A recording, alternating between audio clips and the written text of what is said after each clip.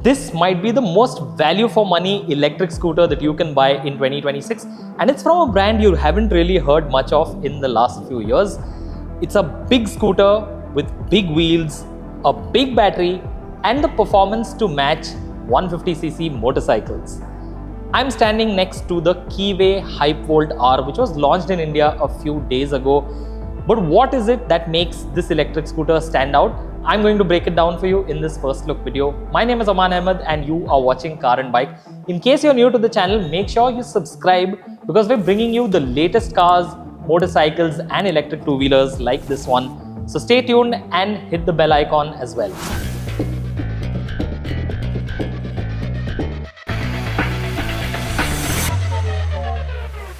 Now come with me as I introduce you to this brand new electric scooter from Keeway.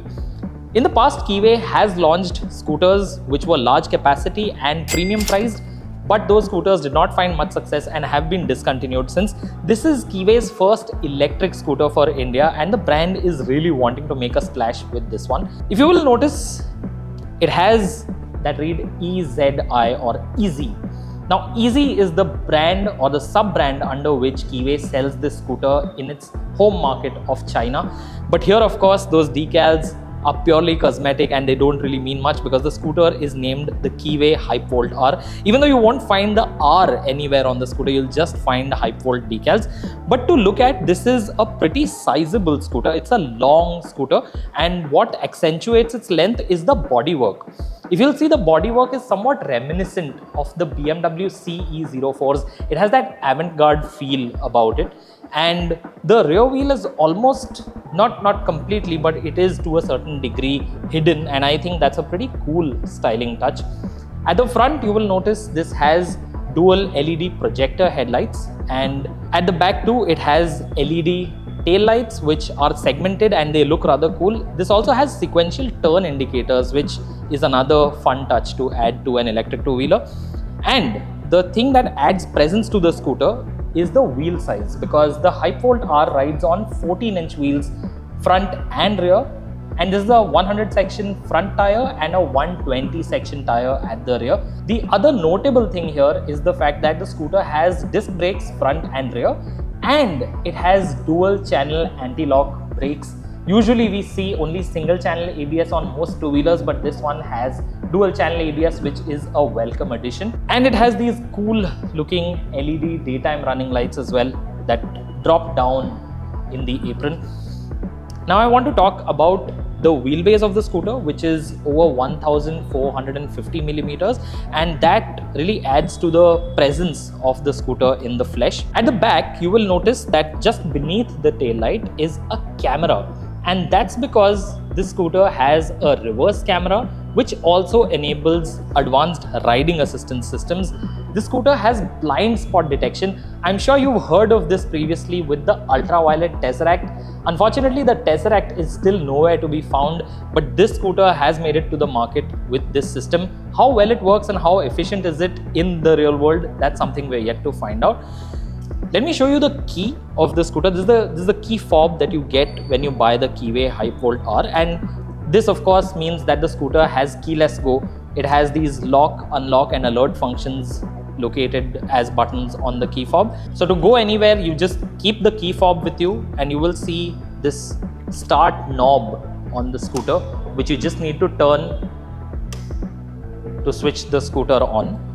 Over here you will notice the scooter has a 5-inch color TFT dashboard, and all of your important info is laid out rather cleanly on this dash.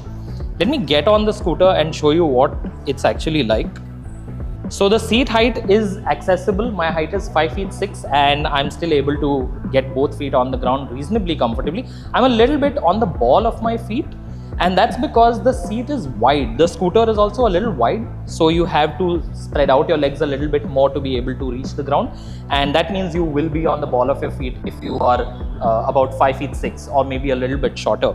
But once you're here, the riding position is actually quite comfortable. It's a rather upright seating position, and because the footboard is large, you have a lot of room to move around your feet. If you want to place your feet a little further back, you can do that. And on longer journeys, if you feel the need to stretch out, you can even place your feet a little further forward. Even though I feel those with big feet might struggle to do that since the footboard tapers towards the top. And because there is a central spine section, you won't really be able to carry any large items on the footboard, but then this is not that type of scooter anyway. The handlebar is exposed like you would expect to find on a motorcycle, and surprisingly the switchgear is of good quality. You can feel it in the way the switches function. And since I'm talking about the switches, let me familiarize you with what's available over here. So let's start with the right cube. Over here is your kill switch. When you want to start the scooter, you press it all the way down. Below it is the mode switch. The scooter has 3 ride modes: Eco, Normal and Sport, and we'll get to the performance figures in those modes in just a little bit. Over here is an SOS switch. So this is linked to 3 of your most important contacts. When you press it, in case you have an accident, it will send out an alert to those 3 contacts.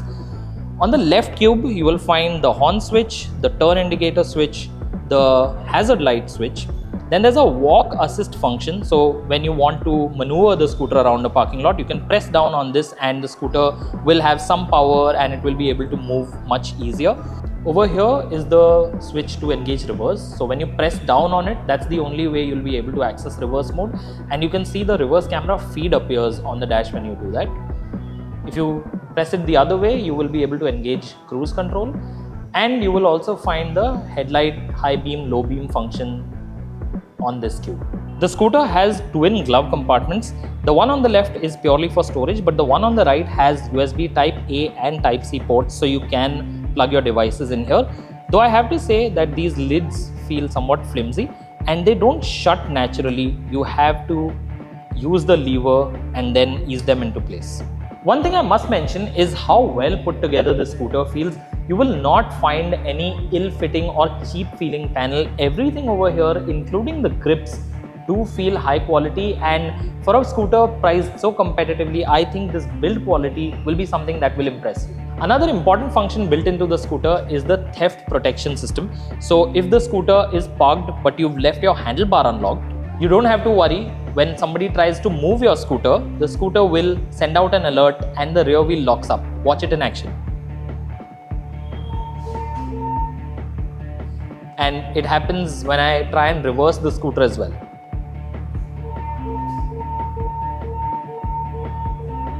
Turning the multifunction lock to the right will help you unlock the seat. The seat is split, so it's only the rider's section of the seat that opens up. But when you look inside, you will see this is a rather deep storage space. Exact figure is 27 liters, and that is enhanced because it's not just a deep boot, but there's also a space here just ahead of where the rider is seated.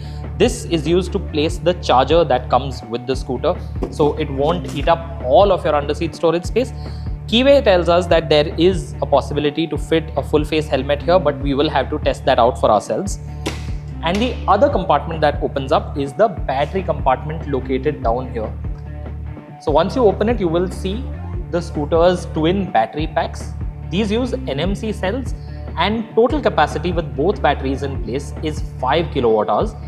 The interesting thing is, because these are split, these are also removable. So you can detach these from the scooter, take them home to charge them if you don't have a charging point located where you park. And the other interesting thing is that you can use the scooter with just one battery pack, so you don't need to have both batteries in the scooter at all times. If one battery is plugged in to charge, you can still use the scooter with the other battery. The other benefit of that is that these battery packs are actually quite heavy. So each battery pack is around 2.5 kilowatt hours and it weighs about 17.3 kilos. So apart from being a bit of a handful to take out of the scooter and carry back home, they also mean that once you take one battery pack out, the scooter actually becomes lighter. You can plug it into a regular wall socket, and using the charger bundled with the scooter, Keeway claims charging these batteries to 80% will take around 3 hours. I think a full charge should take around 5 to 6 hours. The curb weight of the scooter with both batteries in place is around 140 kilos. So if you take out one battery, your curb weight automatically drops down to around 120 kilos. In any case, even with both batteries in place, this scooter still feels easy to maneuver around at parking speeds or maneuver around the showroom as we've done it today. And now let me talk to you about the performance of this scooter. The Keeway Hypevolt-R has a mid-drive permanent magnet motor, peak output from which is 16 bhp, which is substantial for an electric scooter.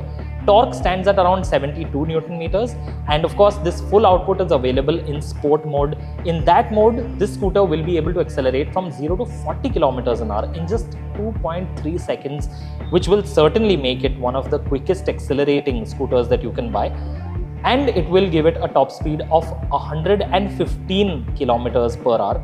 This top speed, of course, will change with different modes. So in Eco, it is limited to 60 kmph, and in normal mode, it is limited to 80 kmph, which still is pretty usable for everyday riding. And now to talk about the range. Keeway says that on the IDC, this will have a range of up to 150 kilometers. I have a feeling that with mixed use, you will be able to get anywhere between 110 to 120 kilometers of range with both battery packs in place. Of course, if you use just the one battery pack, your range will drop down to double figures. And the other thing that I want to mention is the price, because the Keeway Hypevolt-R, for what it offers, I thought would be more expensive. But for now, it is priced at 1,99,000 rupees ex-showroom. On road will be closer to 2,20,000 rupees, which means it is more or less on par with something like the Ather 450 Apex, while at least on paper offering much more performance. And it is much cheaper than the TVS X, which mysteriously still isn't available in most parts of India. So there you have it, a quick first look at what the Keeway Hypevolt-R is all about. It seems like a great value for money deal on paper. Of course, there are some concerns. Will spare part availability be an issue? What will serviceability be like? What will long-term durability of this product be like? Will the motor be well suited to Indian conditions? Will the battery remain reliable over a period of time? These are questions that we will hopefully find out in the time to come when we ride the scooter, spend a little more time with it. But what do you think of the Keeway Hypevolt-R? Do you think this could be the deal of the year for electric scooters? Let me know your thoughts in the comments section. If you enjoyed watching this video and found it informative, then remember to give us the thumbs up. And if you know somebody who would be interested in this scooter, then remember to share this video with them.